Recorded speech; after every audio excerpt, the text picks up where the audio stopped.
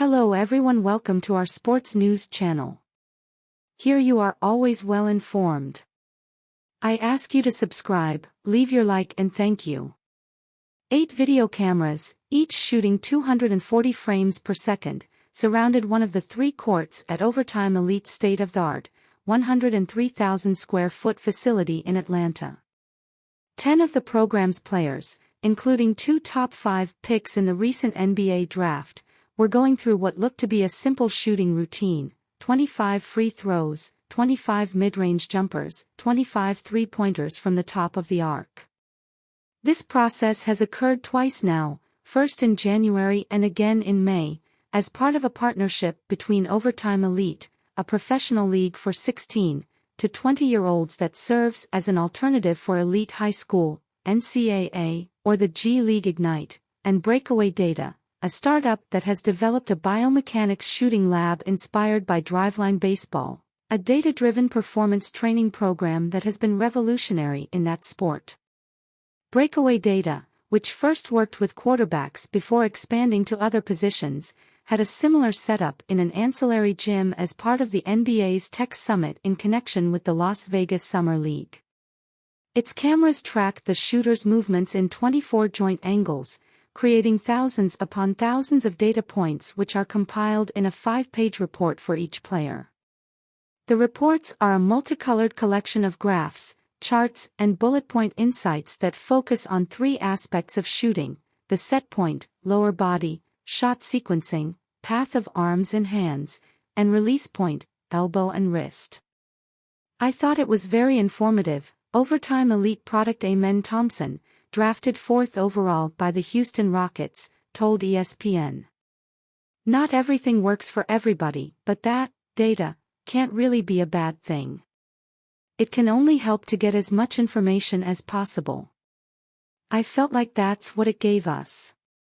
Thompson and his twin brother, Ozar, who was drafted 1 pick later by the Detroit Pistons, prospects who project as stars if they develop as shooters, didn't actually see the reports breaking down the biomechanics of their shots, much less study them. That was intentional. A 20-year-old can't be expected to consume complicated biomechanical data, such as degrees of a shot path angle, the body's vertical and horizontal velocities at release, or the shoulder angle velocity, and synthesize it into practical shot adjustments. For that matter, neither can most NBA veterans. In terms of making it understandable for them, that's the challenge for me. Overtime Elite Vice President of Health, Performance and Development Marcus Klusman told ESPN. We're working together to be able to break down this really complex information into some easy takeaways that any player or coach can understand. You don't want to overload them too much. Klusman's goal is to use the reports to come up with 3 things, max, but usually it's 1 to 2, for each player to focus on improving. Amen Thompson, for his part, recalls focusing on improving the mechanics of his lower body, specifically his ankle mobility and hip positioning, as the data indicated he relied on his arms much more than the average shooter. We are still early in the data analytics game, and the best teams who do utilize the data have really strong interpreters. Shane Battier, a 13-year NBA pro and 2-time champion who is an investor and advisor for Breakaway Data, told ESPN. You still need people to explain how this is practical and what this means in the development of an athlete. As a player, you just want to know, am I on the right track? As a player, you're looking just for every edge that you can find, obviously ethically, and if there's something that can boost my 3-point shooting by 2 percentage points, that's real money.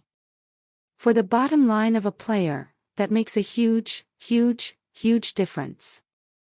As Dave Anderson, a former Houston Texans wide receiver who is Breakaway Data's CEO and co-founder, told ESPN, our special sauce is turning that information into basketball speak. The next step, then, is for coaches to come up with drills that specifically work on the targeted areas. It's only useful if you use appropriate training methodologies, Klusman said. The biomechanical analysis doesn't tell you how to do it, but it allows you to study that. We work on someone's shot and say they've gotten better, but other than makes and misses and competition stats, there's been no way to really prove that. This allows us to say, we want to improve this player's wrist release point, and then measure that improvement.